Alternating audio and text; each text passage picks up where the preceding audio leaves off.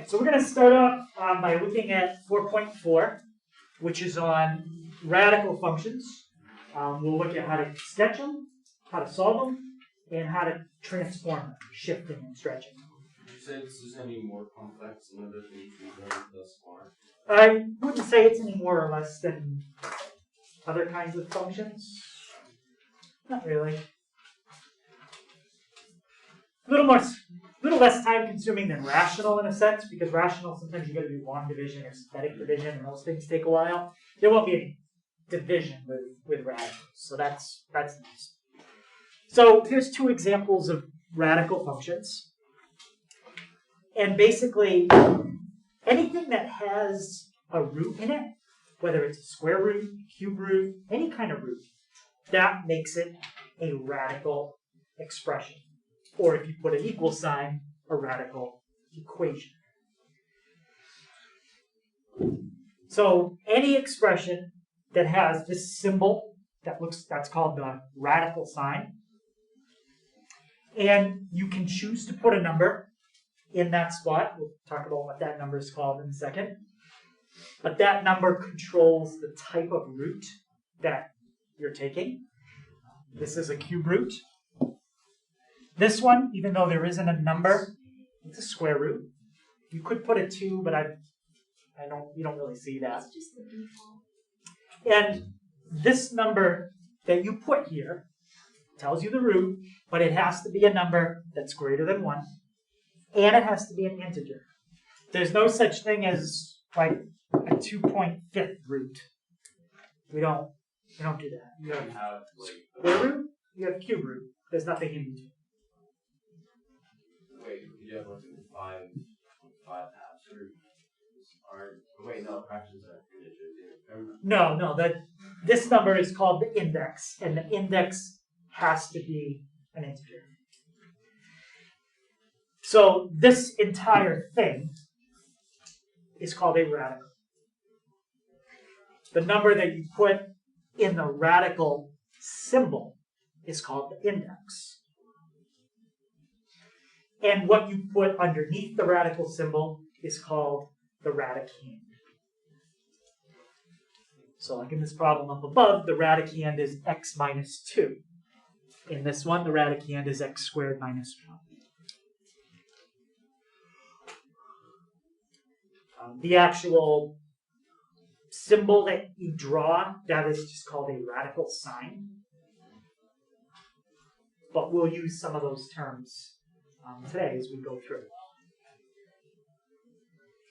Any questions on the terms radical, index, radicand, or radical sign?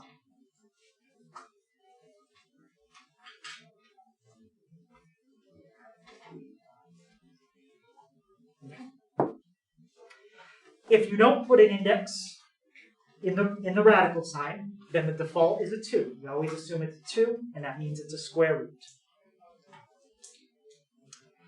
Now, whenever you write something as a radical, you can also write it equivalently without a radical. Okay, here's an example.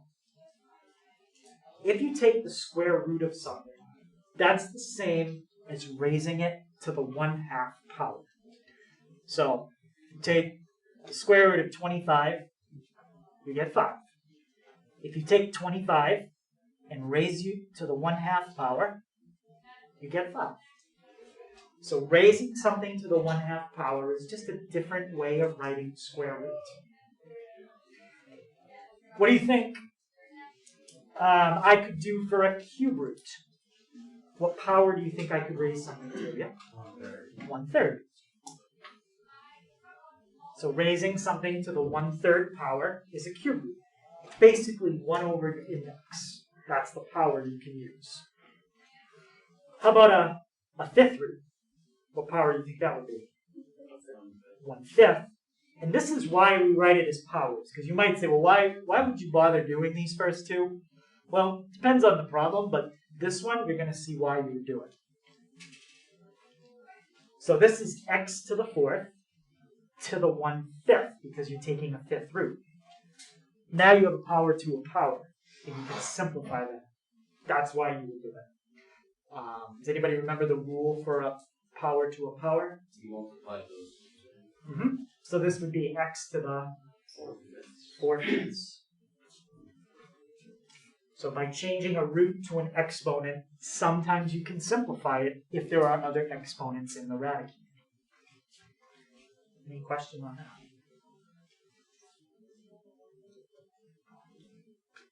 Why didn't we do that with the cube root? With the cube, we did. We changed cube root to the 1/3 power. Why didn't we go a step further with the squared x, with the x squared? Why did we multiply the exponents there? Oh, you can't because there's addition or subtraction. Okay. It's like if you had, 3 plus 2, and you said square it. It doesn't mean that you can square the 3 separate and then square the 2 separate. Nice. If you did that, you'd get 9 plus 4. But the proper way to do this problem, you get 25, which is not the same thing. So, yeah, you can't apply that exponent individually. So we're going to see some problems that ask us to solve for what's called the principal root. When they say principal root, it means they're looking for a single answer. When I ask you to take like the square root of 16, what do you get? Or what times what is 16? 4.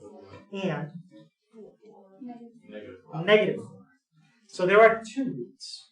If I asked you for the principal root, you would say, okay, so the principal root, when you're doing a square root, is positive. With an odd root, it's a little different. All you have to do for an odd root, you don't really get 2 answers. Like if I ask you, what's the cube root of 27? What times what times what is 27? It's just 3. It's not also negative.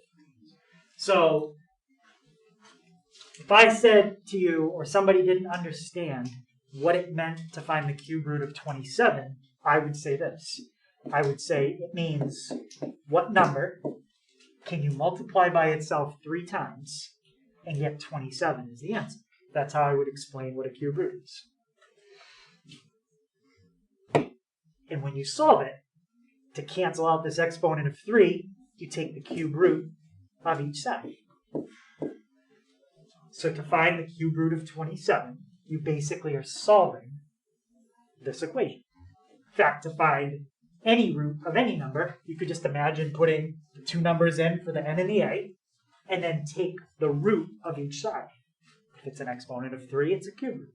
An exponent of 2 would be a square root. So for odd roots, it's pretty straightforward. For even roots, bless you, I already told you you're looking for the answer that's not negative. So like with 16, square root of 16, principal root, 4. But the other thing is, this number right here has to be greater than or equal to 0. Because if it wasn't, imagine somebody didn't understand square roots. And they said, well, how do you do the square root of negative 9? I'd say, okay, well that means what number can you multiply by itself and get an answer of negative 9? Yeah, so when you try to take the square root of both sides, you didn't let a be a number that's greater than or equal to 0. It's negative 9, and that means we're going to get an imaginary answer. We're not focusing on imaginaries. So when you're taking a square root, not just a square root, but basically any even root, 4th root, 6th root, 8th root, you can only do it to a positive number if you want to avoid imaginaries. So this one, that's doable. And if I asked for the principal root when you solve this equation, what would it be? 3. And if you're like, well, why do you call it root? Well, you can think of it this way. Think about setting this equal to 0 and solving it, and the number that you can plug in and get 0 is called the root. Normally we would say 3 and negative 3. But if you want the principal one, it's 3. Any questions? Just solving without the negative answer. Yeah, when we talk about specifically a principal root, they want the positive answer in this situation. When it's odd, it's fine if it comes out negative. What's the cube root of negative 27? Negative 3. No problem. That's perfectly fine. Yep. So if a question asks you for the root or whatever, the non-negative one, The principal root. the principal root, yeah. What do you write on your paper? Would you write Yeah, this one I would just write x equals 3. and that's okay? So they write principal root equals or something like that. Yeah, you just really have to write the number. It's basically just solving an equation. Principal just means they basically don't want all the answers, just positive ones. When you're dealing with even numbers. Now, let's take a look at this. Smaller or larger? See what I did there too? See the smaller font? I'm a little stressed.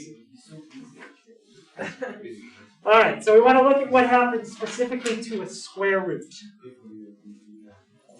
I'm going to give you a number on the left, and I want to, if I can, do it in my head and get the number on the right. If not, I'll use a calculator. So if x is 4, what would be its square root? 2. So we've got smaller. If x is 18, be about 4 point something. So square root of 18, square root 4.24. So did it get smaller or larger? Smaller. Okay, so it seems like when we take a square root, it gets smaller. How about the square root of 1? 1. Okay, so maybe when we take square roots, it either stays the same or gets smaller. Well, 0.5. That's all. It's not. Think about what times what. 0.25. No, 0.2. Nope, never mind. That's not. What times what would give you a half? So if you think of it, basically means to do this. Well, that's 1 over the square root of 2. Because I can't simplify the square root of 2. But I'm not supposed to leave the square root of 2 in the bottom. So if I multiply the top and the bottom by square root of 2, what do I get? Square root of 2 over 2. Now, as a decimal, the square root of 2 is about 1.4. What's half of 1.4? 0.7. Right? I think if we go to 2 decimal places, I think it's 0.71. 0.71. It got bigger. So we just took the square root of a number and we ended up with a bigger number than we started with. Let's try 0.2. That's a little harder to do in our head, so let's just do it this way. Square root of 0.2 is 0.45. That's the same for all decimals. So that's what we want to figure out. What is the behavior of a square root? And the answer is it depends. If it's 1, it stays the same. Isn't it? Do you count for 0 as well? It stays the same. 0 would stay the same as well. Yep. Do we need to mention that? We're going to mention that in a second. So the idea is if you take the square root of a number that's 1 or 0, it stays. Other than that, if you are above the number 1, it gets smaller. If you are a decimal between 0 and 1, it gets bigger. Right? And if you are exactly 0, it stays the same. So let's graph a couple different roots. And I wanted to see if you notice some patterns. I'm going to graph square root, second,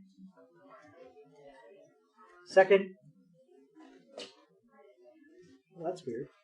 You should be able to press second and then but second and then the x squared button should give you a square root symbol. There is no button for fourth root. So the way you do roots that are higher than square root, you start with the index. So I want to graph a fourth root. And then you press math and then you go to option 5. If you did it correctly, it'll turn that 4 into an index. And now you just type X. Right, I just say graph 5. Yep. Now, press 6, because that's going to be my index. Press Math, and then go to option 5 again. And that's a 6th root. Now, when we deal with even roots, what did I say about the radicand? It has to be at least what number? Yeah, it's got to be greater than or equal to 0. Otherwise, we're going to get into imaginaries. So there's no reason we can start by looking at a standard window, but there's no reason to be looking to the negatives here. So there's your square root. There's your 4th root. And there's your 6th root. What I'd like to do is just zoom in on quadrant 1, because that's where all these graphs are. But I wanted to show you that they don't go outside quadrant 1 before I zoom in. So now let's set x min at 0. Let's set y min at 0. And let's set the y max at 5. So there is your square root. There's your 4th root. And your 6th root. So I'm going to make that a little bigger and just kind of look at what's happening.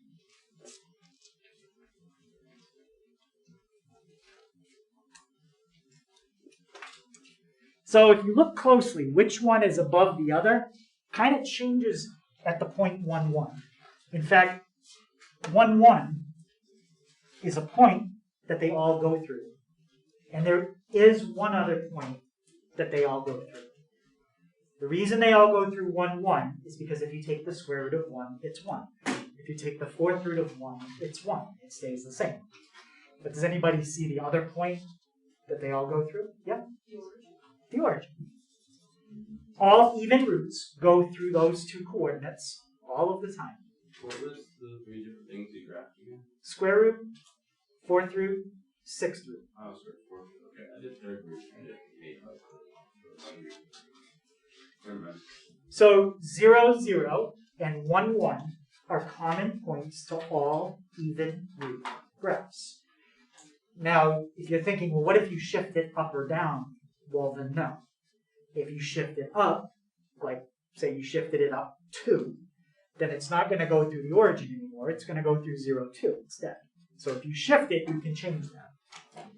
But if you don't shift it, stretch it, transform it in any way, all even roots go through those 2 points.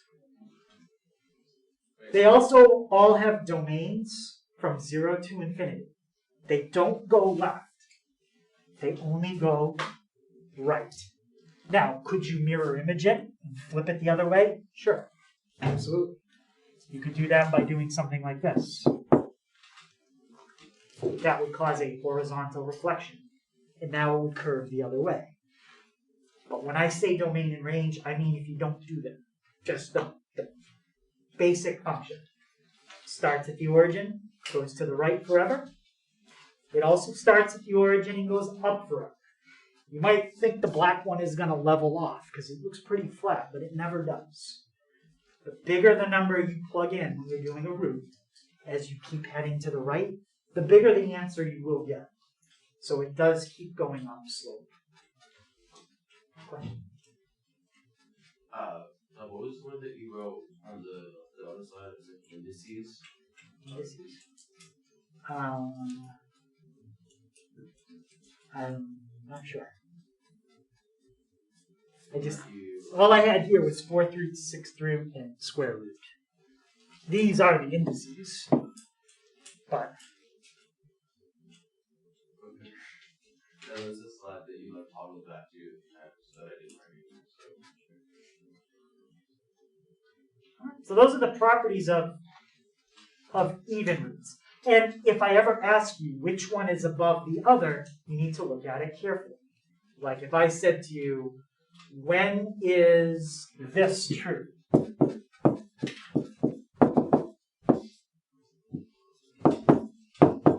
When is the square root above the fourth root?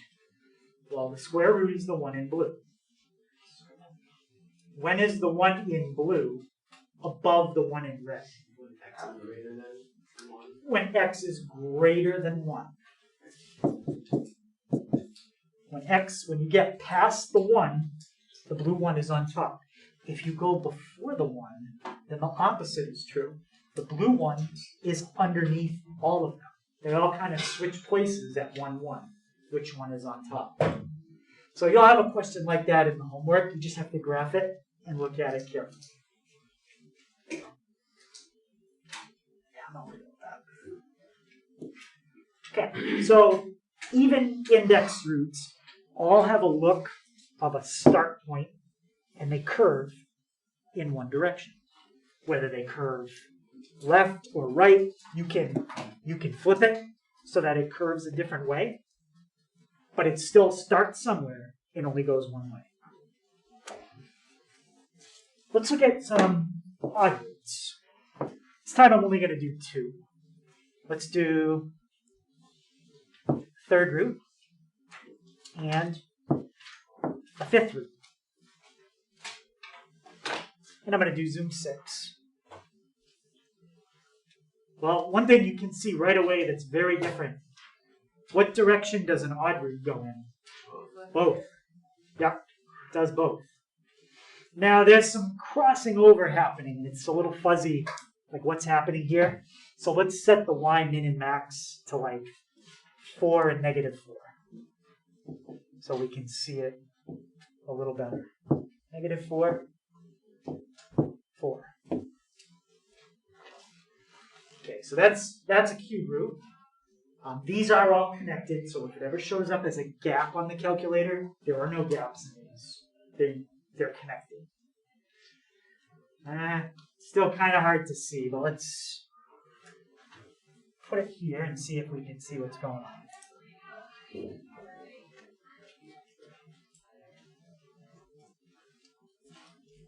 Does anybody think they see a point where these graphs cross each other? Yep. Is it both 1, 1, and Yep. At 1, 1, they cross. At negative 1, negative 1, they cross. And can't really tell because it didn't do a great job there, but they do cross at the origin. So odd graphs have 3 places that they cross. Now, if I zoomed in a little more, you might see it better. But where the red one is on top of the black one changes a couple times. Between negative infinity and negative 1, the red one is underneath. Between negative 1 and 0, the red one goes on top. Between 0 and 1, the red one goes back underneath. And then between 1 going to infinity, the red one is back on top. So when you're looking at roots, which one is on top of another, like a third root compared to a fifth root, depends on what section you're in. Especially when you get near the origin. If you're past 1 or below negative 1, then that's pretty straightforward. But between this negative 1 and 1 zone, you gotta graph it and just check it out carefully. So those 3 points are common to all graphs.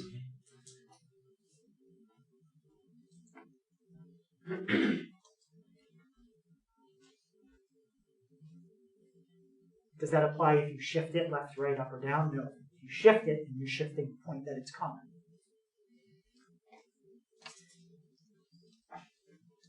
What about the domain and range? How far left and right do you think this graph goes? Yep. And how about up and down? Forever.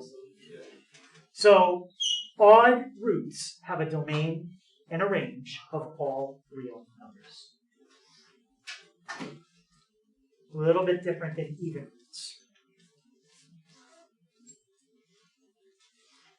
Now, when we talk about these 2 kind of roots, I'm going to give you some questions on the test that focus on what I call the start point or the center point. for odd roots, where's my odd root picture? Right there. I would say that this graph has a center point.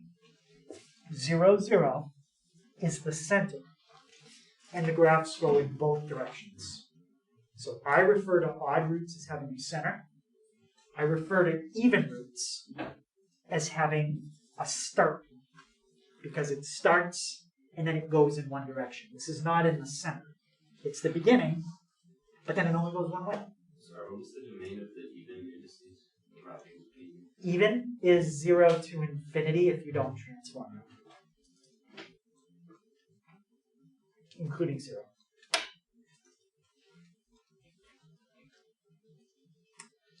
So we'll talk when we do some transformations, which is what we're going to get into now. We're going to talk about how do you figure out where the center point moved to or the starting point, because you need that point when you make a sketch. And that's what we're getting into now. So here's a kind of a generic root problem. I have the A, the B, the C, and the D representing each of the 4 transformations that we've talked about. And the A, the B, the C, and the D tell you the order you would do it. Does anybody remember when you add or subtract inside your function, what that does? Yeah? It shifts horizontally. Yep, that's a horizontal shift.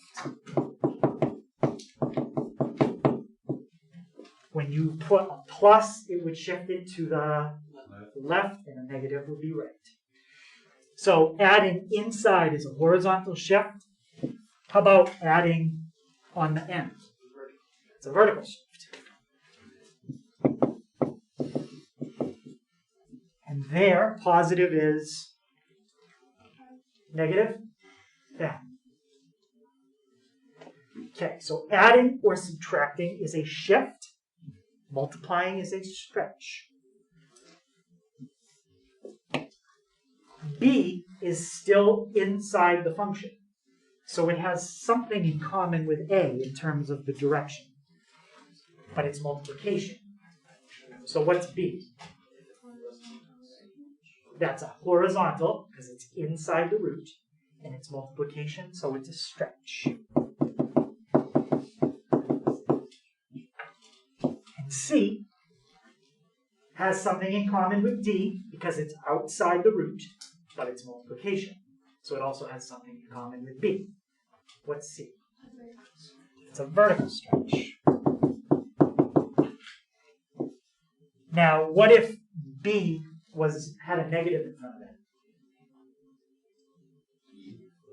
What would that cause? What would that do to the graph?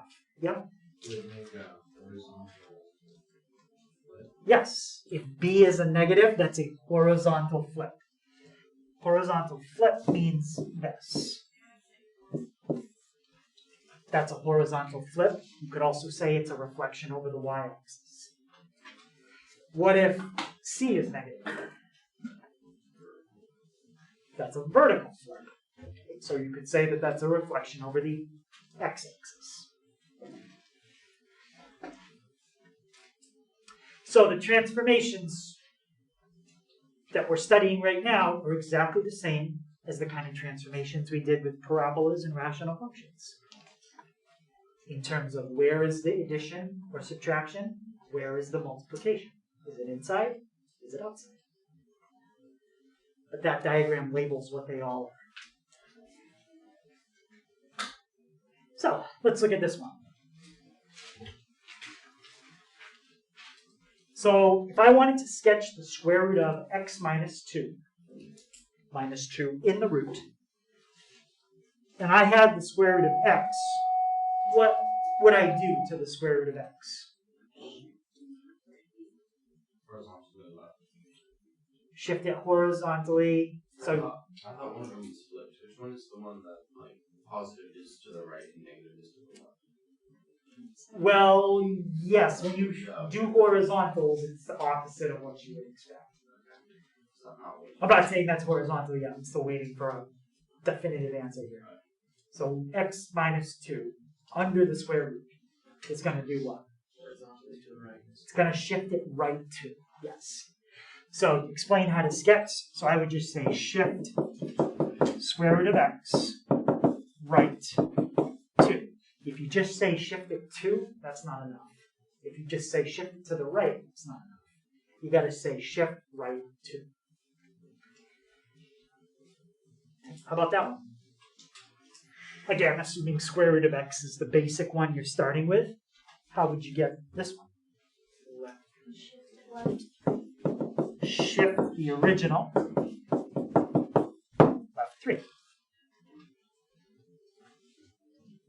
Now, this one is not quite written in, like if we call this standard form, this problem is not in that standard form. How would I rewrite the radicand so that it's the same format as up above? Yeah? Negative x plus 3. So now, how many transformations do we have? 2. And remember, when you list them, start with the A, then go to B, then C, then D. They have to be in that order. If you don't have one, just skip it. Okay, so what do you think the first thing we would do here is? Yep. So shift square root of x, left 3, then, yep, and do a horizontal reflection. Or you could have said, then reflect over the y-axis. Either way. Okay, any question on that? So now when you do that, we are changing the center point. These are all even roots. So if you were to graph any of these problems that I just did, they all have center points, or they all have start points. This start point is no longer at the origin. This start point would be at the coordinate 2, 0. So how do you figure out the new start point? That's what I'll show you right now.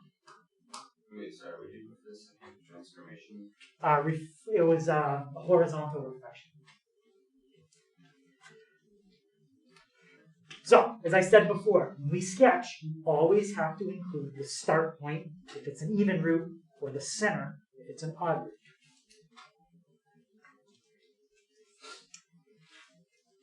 When you're writing a point, you need to tell me 2 numbers, an x and a y. To get the x value, you set what's under the root equal to 0 and solve it. That's why in this last one, if I took what's under the root and I set it equal to 0 and I solved it, I get x equals 2. So now I know that the x value of the start point is 2. To get the y value, I'm going to use substitution. Plug it back in. Plug 2 in. 2 minus 2 is 0, and the square root of 0 is 0. Now I know the location of my start point on that graph. Sorry, can you do that again? Yeah, we're gonna do one. I was just trying to show you on the last one, but we're gonna do another one right now. So you set what's under the root equal to 0 and solve it. That's your x. Plug that number back in, and that's your y. Now, it's good to have the start point, but you need more. You need a few more points that show you which way it's curved. So if you're doing an even root, pick a few more points, but you're only going to pick points on one side of the start, because even roots don't go in both directions. If you're doing an odd root problem, then yes, you need points on both sides, because you have a center, where we have to go in both directions. And how do we get additional points? Well, we're going to use the graphing calculator. We can type it in and use the table to quickly get some points. If you don't have a graphing calculator, that's fine. You could plug them in and do it manually. It's going to take longer, but you could still do it.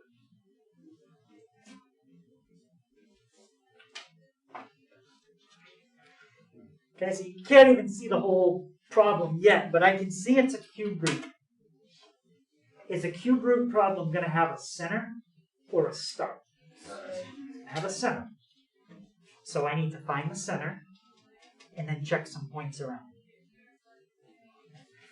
While people are copying that down, I'm just going to type it in. So I already have it ready to go.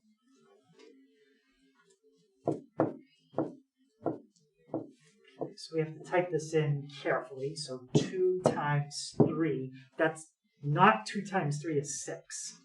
It's 2 times, and once I put in my root, it's going to make that 3 in the x. Just like that. So it's 2 times the cube root. 3 minus 2x. Get outside the root and do a plus 1. Okay, so I got that in there ready to go. All right, let's find our center point. What do I set equal to 0 to find my center point? 3 minus 2x. So solve it. 3 equals 2x. What's the x value of my center point? 1.5. So you could write 3 over 2. Now, think of it, I didn't put it, think of it like this. Y equals. How do you get your y value? Yeah? Substitute in for what you said x was. Yeah, substitute in for x. So now we're finding the y value of the coordinate. What's 2 times 3 halves? 3. 3 minus 3? 0. Better be 0 because that's what we wanted originally. And the cube root of 0? 0. Times 2? 0. So your y value is basically that number right there. It's the vertical shift.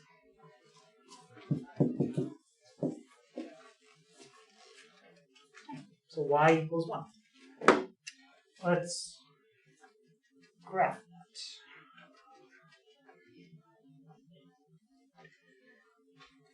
So I've got 3 halves, which is 1.5, comma 1. Yeah, that's right. And now just get some more points. How many more points? I'd say maybe 4 to the right and 4 to the left. That should give you... Wait, okay, are these ones that we need to like sketch on paper? Yep, this would be one that says sketch. Okay. So 1.5 is my center. I'm going to pick 4 values bigger. Easy values. 3, 6, 8, and I'll do the edge of my graph paper. 10. Now pick values that are smaller. 0, that's a good one. -2, -5, -9. Why did I pick those? Pick some random ones. All right, let's see what we got. So 3, -1.8. 6, -3.1. 8, -3.7. 1, 2, 3.7. I think I did that one a little off. And then 10, -4.1. 3, 4.1. Yeah, what did I do with this one? 3, -1.8. This must be how it curves. 0, 3.8. 1, 2, 3, 4. So is that. -2, almost 5. -5, 5.7. 5, 1, 2, 3, 4, 5.7. And -9, 6.5. 1, 2, 3, 4, 5, 6. Bless you. Yeah, that's good. I can see what the graph is going to look like. I probably did more than I needed. Your number 6 dot top. My number 6 dot 6, -3.1. Should be square lower. 6, 1, 2. There we go. That makes sense. 1, 2, 3, 4, 5, 6, -1, -2, -3.1. Like so. Alright, so this comes down. Kind of does something like that. And there's your root.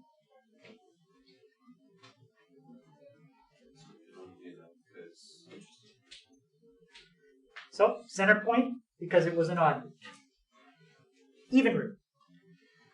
Okay, let's get our x value. So what am I going to set equal to 0? 4 minus 3x. Solve it. And what do we get for x in this case? 4 over 3. So about 1.3. And what's your y value if you plug 4/3 back in? Keep in mind, you already know this whole part is 0. -2. Let's graph that one. Now, is this a center or a start point? Wait, no. This is a start point. This is an even root. It's going to curve in one direction. It does have a negative in front of the x, which means it's going to flip horizontally. So it's probably going to curve a certain way. So we've got 1.3, -2. Now, if you're not sure which way it curves, you can just try putting in numbers, and you'll get an error if you went the wrong way. So we're either going to pick numbers smaller than this or bigger. I think in this case it's going to be small. Think about if you pick a number bigger than that. Pick a number like 5. 3 times 5 is 15. 4 minus 15 is a negative. We can't take the 4th root of a negative number. So we're going to end up picking numbers that are smaller. One nice thing about even roots, you don't need as many points because you only have to curve one way. So we've got the 4th root, 4 minus 3x minus 2. So you can tell that if you go the wrong way, the numbers don't work. I think that might be plenty of points. Probably just use the same ones. So 0, 2.2, -2, 3.3, -5, 4.2, and -9, 5. Basically like that. So your graph looks like that. Now, it curves down pretty sharp in there. Anytime something starts to curve sharply, the calculator usually doesn't do a good job of showing it. So if you look at this graph on the calculator, to me it looks like it stops above the x-axis. Or actually I should say starts. But it doesn't. If you zoom in, you might see it a little better, but I can clearly tell it's above the x-axis the way it looks here. How do you use the zoom in feature? I can never figure it out. You just hit zoom in and then hit enter when you want to zoom in. So the point I'm trying to make is when I zoomed in, it definitely looks like it's going through the axis now. Right? It looks a little bit better. It's still not going down to -2, which is where it should be. So the calculator sometimes doesn't show roots very well because they get steep. So you can't rely on the calculator to. Not always. Odd roots a little bit more because they're going to go in both directions, but even roots can be a little weird sometimes. Yep. It'll still put, say what it is on a table, right? Oh yeah, you could still go to the table. And what was our x value? 4/3. Yeah.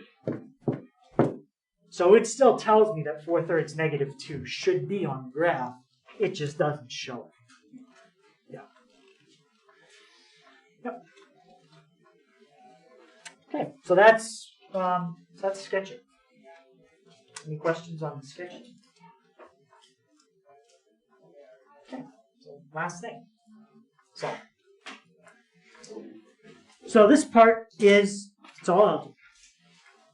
What usually ends up happening when we're solving a radical, or I won't say usually, but I'll say a lot of times, is it turns into a quadratic equation.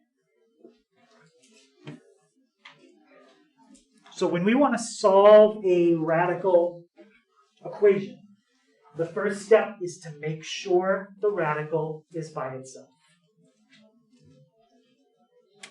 That's an example of a problem where the radical is isolated on the left. Now it's not. The first step in this problem would be to move the 4 to the other side. You have to get the radical alone. And then, once you have the radical isolated, you cancel the radical out by raising each side to a power. What power? Depends on what radical. If it's a square root, use a power of 2. If it's a cube root, use a power of 3. Probably not going to have anything other than square roots and cube roots, because sometimes foiling is involved. And if you had to raise something to the 5th power, 6th power, or something like that, x minus 5 to the 6th power is going to take a while to FOIL out, because you've got to write x minus 5 6 times and FOIL everything. So that's why I say expect to see cube roots in the problem. That's a calculator one we're going to skip. And expect to see square roots in the problem.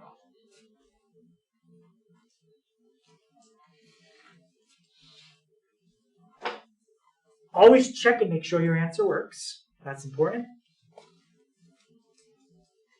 And you can do these graphically or algebraically. Graphically, very similar to what you've seen before. You put something in y1, you put something in y2, and usually you calculate an intercept. Oh, wait, okay, so you're just solving for x at that point. Mhm. I see. That's, yeah. I'm not going to focus too much on the graph because we've done a ton of that. I do want to focus on the algebra, and I'm not going to do this one first. I'm going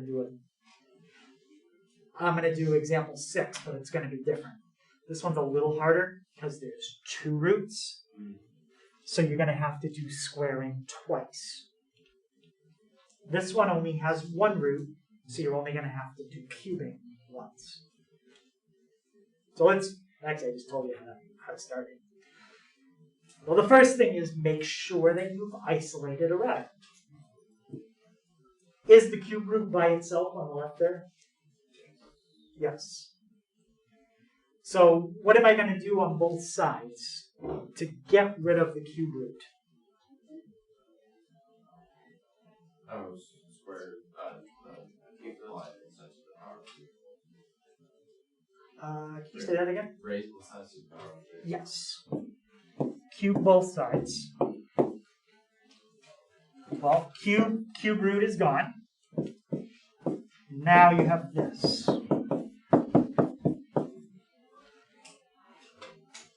Whenever I see an equation that has 4 terms in it, and I cannot combine any of the like terms, I always think about getting it equal to 0, because what method of factoring do we usually try on a problem with 4 terms? Yeah? Quadratic. No, with 4, quadratic formula would have to have 3 terms, and none of them could be an exponent of 3. Yeah, we want to try to factor by grouping. So, whenever I factor by grouping, just habit, I like the first term to always be a positive. So, I'm going to put everything on the right side. So, what will be on the right if we move everything? Negative x squared Yep. plus 2x minus 2. Minus 2. And now let's try to factor by grouping. What can I factor out of the first 2? And that leaves me with? The goal is to get x minus 1 again. Let's see. What can I factor out of the next? A 2. Positive 2. And what does that leave me with? Perfect. So it's going to be straightforward. What can I factor out of here and here? And that leaves me with x squared plus 2. And now set each factor equal to 0 and solve. Well, what do you get when you solve this first one? 1. And what happens when you try to solve the second one?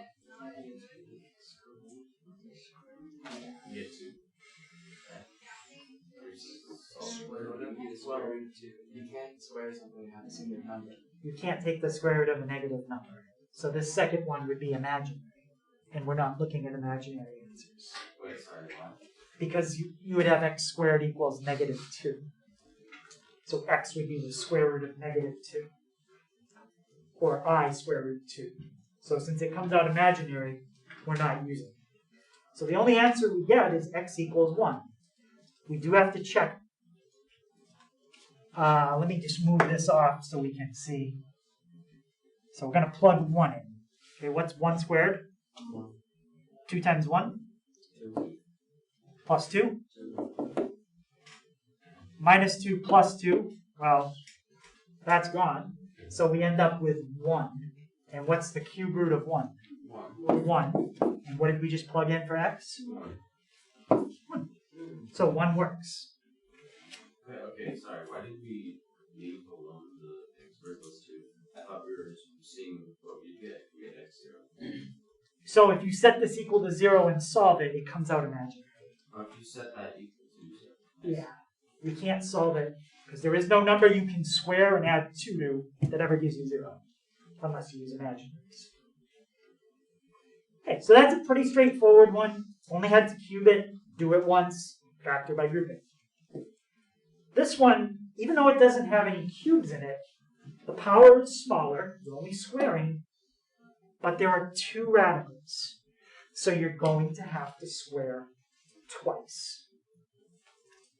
Isolate one of the radicals first, doesn't matter which one, and we'll get rid of that one first.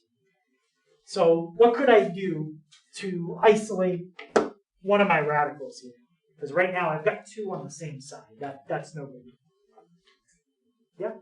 Subtract the square root of 6x plus 12 from both sides. So we could subtract the square root of 6x plus 12. I'd rather add the second one. Well, we could add the second one. I like positive numbers more, so I'm gonna add it just so then everything is a positive. Either way would work fine. So square root of 6x plus 12 equals 1 plus the square root of 4x plus 9. Now we're ready to get rid of the square root on 6x plus 12. What do we have to do? This is the key to both sides. Square. But you're not squaring the term. You are squaring the entire side. So that is a FOIL. You have to FOIL that out. Just like if you had this, you would FOIL it out. It's the same thing. Okay, you have to FOIL. The left is easy. That's just 6x plus 12. If you have trouble seeing it, you could just write another copy next to it and FOIL. What's 1 times 1? And then we have 1 square root of 4x plus 9 and another 1 square root of 4x plus 9. So how many square roots of 4x plus 9? 2. Square roots of 4x plus 9. And what's the square root of 4x plus 9 times the square root of 4x plus 9? 4x plus 9. It's basically this. You're multiplying it by itself. So when you multiply it by itself, it cancels the root. Any question on that FOIL? Now, we've got a few like terms to put together, but the big thing is now there is only 1 root in that whole problem. So we're going to be able to get rid of that root very easily in a minute. But let's combine like terms first. Do we have anything we can combine with the 1? The 9. And if I combine 1 with 9, what do I get? 10. And how would I move the 10 to the other side? Okay, so I'm going to just do that right now. So by subtracting the 10, I essentially just took care of those 2 things. Now, I also have something else I can move to the other side because we're trying to get this root by itself again. I could move the 4x. So now that's gone. The only thing on the right, there's one more thing we have to deal with, but let's write it down. 2 square roots of 4x plus 9. equals, what's over here? 2x Plus 2. and divide both sides by 2. And divide both sides by 2. And remember, when you divide by a number, you have to do it everywhere. And what am I left with now?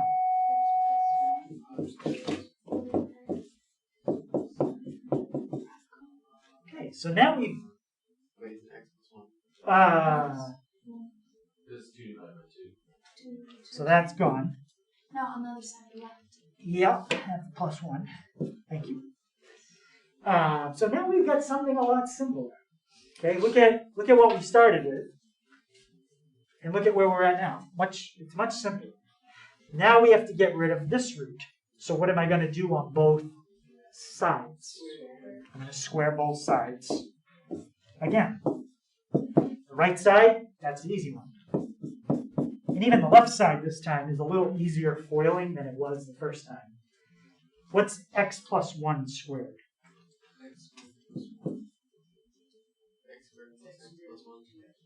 X squared plus 2x plus 1. And now there are no roots left. And what kind of equation is that? It's a quadratic. So just solve it by either factoring or using quadratic formula. So x squared minus 2x minus 8. So let's see if we can factor. So we need an x and an x. What about my signs? Positive.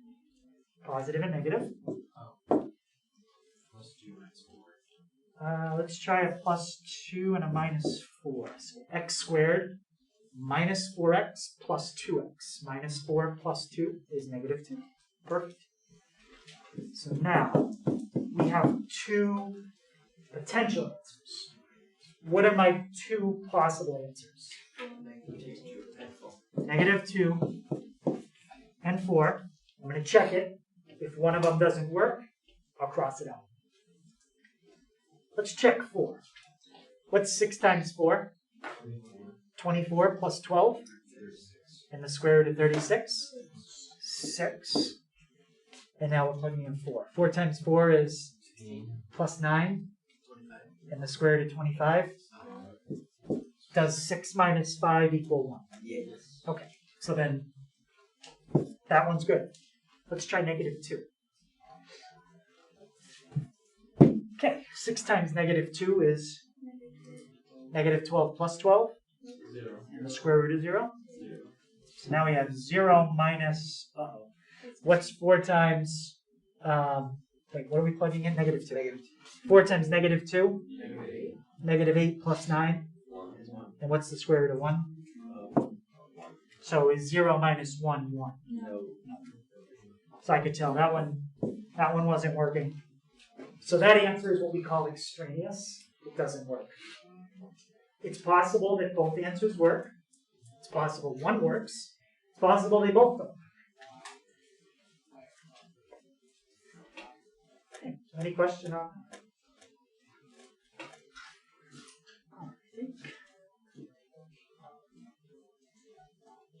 So the last one, that is a graphing one. Does anyone have any questions on how to type in a fifth root on the calculator? Or how to graph two things and find an intersect and look where one is above the other? Because this problem, the answer would be probably an interval. You'd be able to use a bracket because it's an equal to, but the answer would be an interval. Any question on that?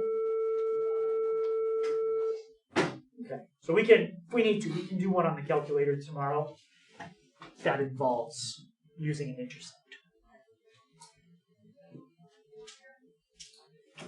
Okay, so those are the questions for tonight.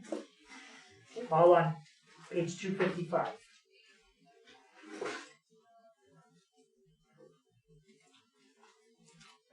I think it's 13 questions. Okay, some on transformation, some on sketching, some on solving.